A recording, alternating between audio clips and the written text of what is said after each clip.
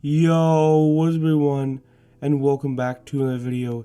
In this video, I want to go over 7 editing tips, tricks, and hacks for Final Cut Pro 10. There's a whole bunch of little tips and tricks that'll help make editing a lot easier.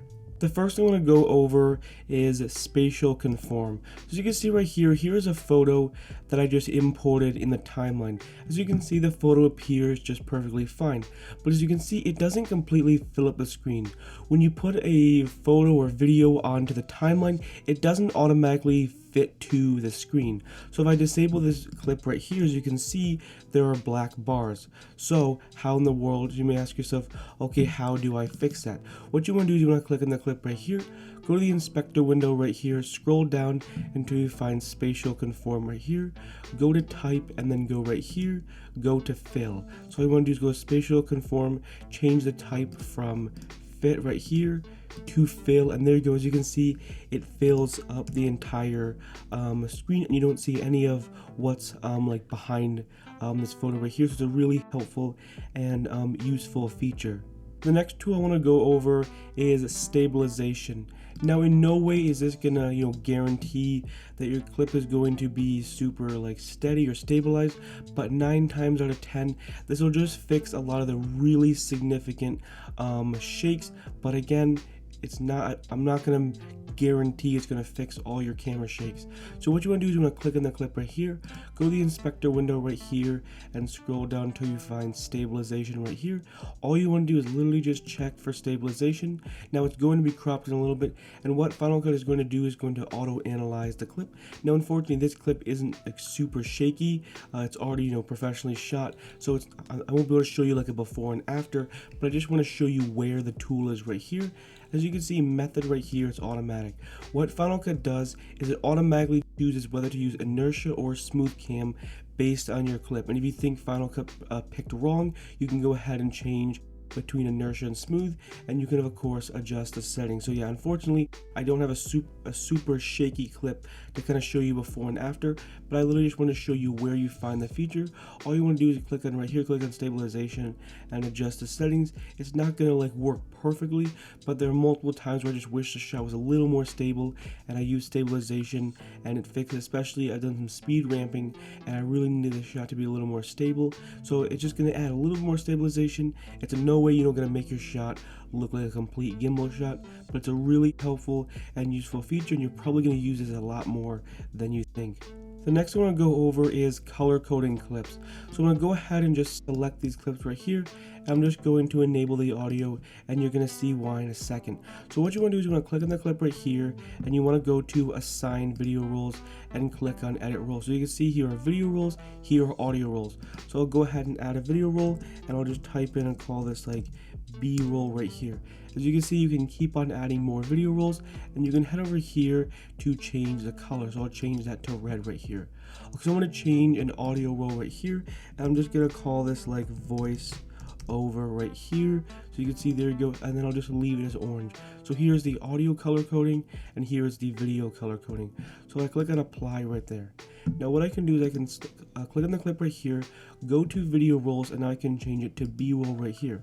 But as you can see, I'll go ahead and zoom in. As you can see, that didn't change the color of the clip. Final Cut basically reads this as an audio, not as a video file. So it's not choosing it or switching the color code to video, because Final Cut is prioritizing this as audio. So what you have to do is you have to get rid of the audio. You can either mute the audio, or you can go ahead and go like this, go to detach audio right here, and there you go. So you can either delete the audio right here, or let's say you want the audio, it works perfectly fine. The audio is still synced up to the clip, it's just detached from the clip, and that way you can color code the clip right here. So go ahead, select right here, B-roll right here, and then let's go ahead and detach the audio. And again, you can either keep the audio or you can delete the audio. Now if I go to this music right here, I can go to assign audio roles and go to voiceover right here, and there you go. Now you can color code the clip right there, and that's a really helpful feature just in terms of organization. The next one I'll go over is the gap clip. So if I click on the clip right here, I can go ahead and I'll put it up on screen right here, but I can go ahead and click on lift from storyline right here, and there you go. As you can see, I can take the clip without moving the entire video. See, if I just took the clip right here, boom, it snapped back into place because it's a magnetic timeline. But if I lift it from the storyline, as you can see, there you go. Now I can move it around and not mess with all the different, positions of the clips. Another thing you can do is you click on shift delete. So shift delete, and you can delete the clip, because if I just take the clip right here, delete it, it snaps into place. So if I just click on shift delete, it will now leave a gap clip. So let's say you want to actually have a gap clip. All you want to do is click on option W right here. So option W to create a gap clip right there. So that could be really helpful if you just kind of want to put stuff on without using the magnetic timeline. Another helpful tool regarding the gap clip is using the trim tool. So I'm going to scroll down right here, and I'll just look for a clip, and let's say I just want to use this clip right here. And what I'm going to do is I'm going to go ahead, take this clip right here, and I'm just going to put it on top of the gap clip right here. As you can see, and now you can go ahead and choose replace from start, replace from end. I'm going to go ahead and click on replace from start.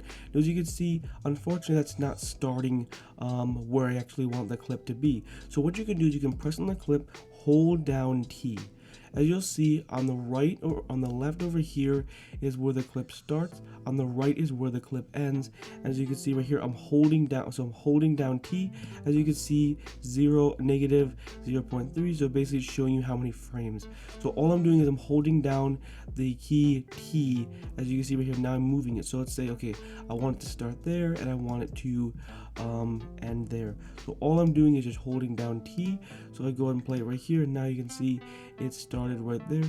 And one thing you may have noticed is the position and the duration of this clip. This gap clip was 3 seconds, and this clip stayed 3 seconds. So by using the trim tool, you are not adjusting the position or the duration of the clip. It's still staying 3 seconds, and it's still staying in this position.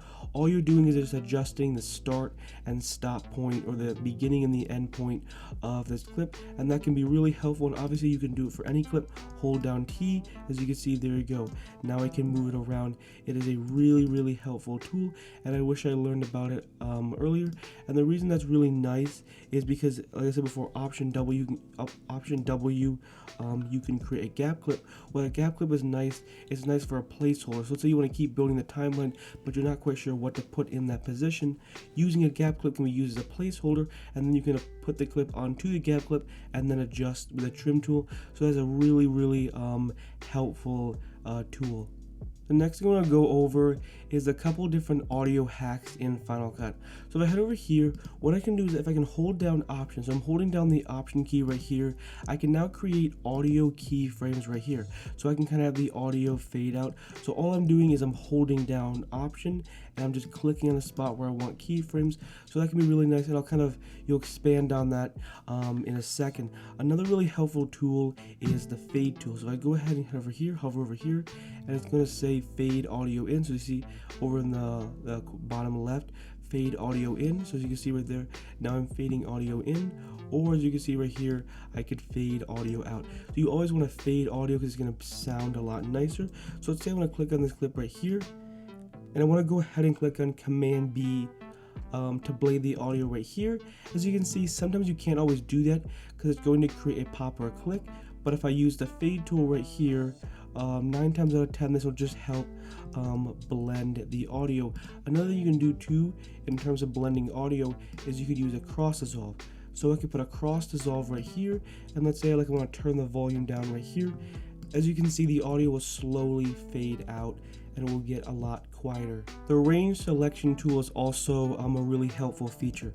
So if I go ahead and just click on R, so all I did was I clicked on R on the keyboard. As you can see right here, I now can use the range selection tool. So all you want to do is click on R. So as you can see right here, I can drag the audio down right there. So you can see this is where the audio is kind of fading out. So you're basically, instead of just using the fade out option, you're kind of keyframing the audio so the audio starts to slowly fade out. So you can see, okay, keyframe the audio, now the audio is starting to fade out. And let's say I want to add even more keyframes, hold down option right here, and I can create some more keyframes to kind of fade the audio out. So the range selection tool is also nice for, let's say in the middle you want to kind of fade the audio right here. So let's say right here. Now you can go right here, And I can just take the audio and just put it over here. So all I'm doing right here, so you can see right here.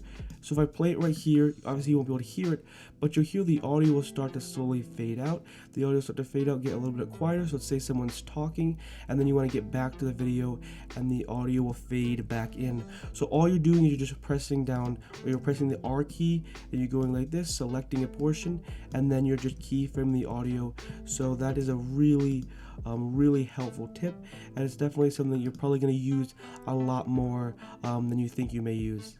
The next tip I want to go over is this really cool rewind speed feature. So if I click on the clip right here, I go over to the speed option right here, I can go ahead, as you can see there's a whole bunch of different options, but I'm going to go ahead and go to rewind right here and go to ×2 right here. Now I've already made a video on the rewind effect, but this is just a quicker way to do it. The one that I made a video on is much better, but this is just a quick way to do it. So if I play it right here, you'll see all of a sudden it just rewinds right there.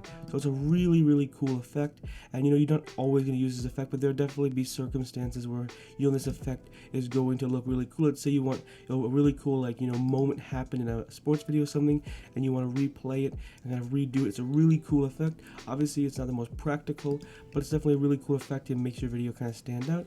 You can of course head over here and you could adjust the custom speed to make it go faster or slower. So it's just a small little feature, not like a huge feature, but it's definitely something that's really nice and can make your video stand out. Anyways, hopefully you enjoyed this video. Hopefully you found it helpful and informative. If you're new to this channel, I upload Final Cut Pro 10 tutorials every day at 10 a.m. Eastern Standard Time. So if you enjoy these types of videos, consider hitting that subscribe button. Also, a Final Cut Pro 10 tutorial playlist with over 240 Final Cut Pro 10 tutorials. Anyways, I'll see you in the next one. Peace.